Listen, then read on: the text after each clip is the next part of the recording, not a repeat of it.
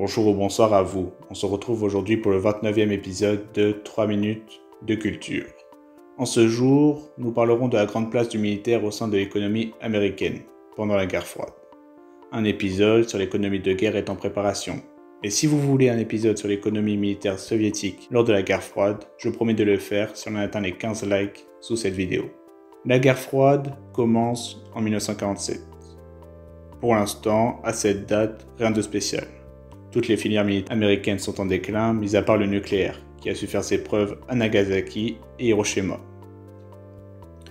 Avec eux seuls ayant la bombe atomique, les Américains de Truman pensaient qu'il suffirait de menacer pour que tout aille bien. Malheureusement, la guerre de Corée survint, et personne n'eut peur de la bombe nucléaire. Enfin, ils en avaient peur, mais ils savaient qu'après le désastre au Japon, les Américains n'oseraient plus s'en servir. Et les États-Unis, sous-militarisés, ne purent, avec leurs alliés occidentaux de l'OTAN, qu'intervenir tardivement en Corée. Je vous laisse voir ma vidéo sur la guerre de Corée pour plus d'informations. À partir de là, c'est une réelle économie de guerre qui se met en place. Le but étant de montrer qui avait les plus gros muscles entre les USA et l'URSS. Le programme nucléaire, déjà bien amorcé, reprit de l'allure avec la concurrence soviétique. Toutes les autres filiales nucléaires aussi. Au fil des années, il semblait même, des deux côtés, que l'armement avait besoin d'exactement d'autant de puissance de frappe que ce que l'industrie pouvait en produire. Par exemple, même si c'est une arme russe, si on pouvait produire 45 000 Kalachnikov, on allait en produire 45 000, même si on n'en avait besoin que de 20 000. C'est une folle course à l'armement. Aux sorties de la Seconde Guerre mondiale, les dépenses de défense dans le PIB américain ne représentaient dès lors que 3,5%.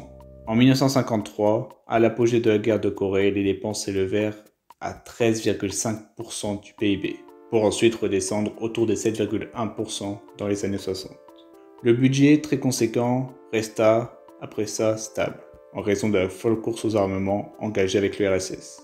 Même si après la crise de Cuba, qui avait mené les deux blocs au bord de la guerre nucléaire, des accords furent signés, notamment celui de 1963, il avait été signé déjà en 1959 par le Royaume-Uni et les États-Unis, sur le non-essai des bombes nucléaires dans l'atmosphère et sous l'eau, par l'URSS en 1963, 2 ans après l'explosion de la Tsar Bomba, la plus grosse bombe nucléaire jamais créée, qui fut la plus grosse explosion.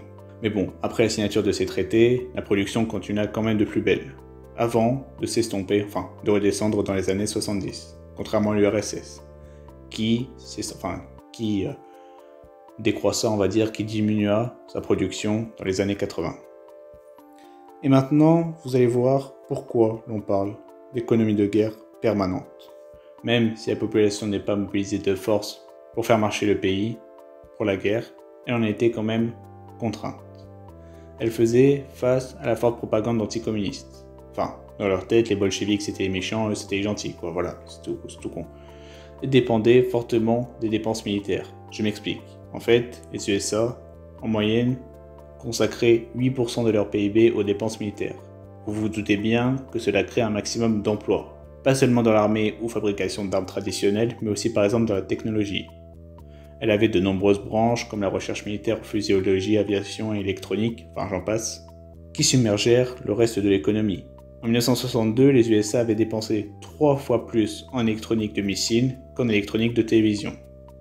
Puis plein d'autres choses, comme les films de propagande et le reste du soft power, des constructions d'infrastructures en pays alliés, ou encore d'inventions comme l'aérosol, qui fut une invention militaire qui n'aurait jamais vu le jour sans cette guerre froide, mais qui vit le jour grâce à cette concurrence entre l'Est et l'Ouest. Puis la concurrence, elle permit dans le domaine spatial d'avancer plus vite, parce qu'en vrai on ne serait pas allé sur la Lune si tôt, on n'aurait pas construit... on n'aurait pas eu le premier homme dans l'espace si tôt s'il n'y avait pas eu toute cette concurrence, Heureusement, lors de cette guerre froide, il n'y a pas eu de conflit armé ouvert entre les USA et l'URSS.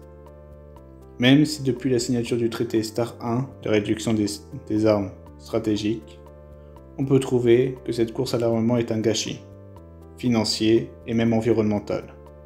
Mais d'un autre côté, toutes ces dépenses militaires représentaient du profit et du travail, et puis de l'avancement technologique, comme je l'ai avancé tout à l'heure. Puis, qui sait, s'il n'y aurait jamais eu 2 superpuissances, mais qu'une seule, avec son idéologie, est-ce que cela n'aurait pas mené à une guerre totale? Par exemple, l'URSS voulait anéantir tout capitalisme et du coup, guerre totale dans le monde pour mettre le communisme. Mais bon, ça on ne saura jamais.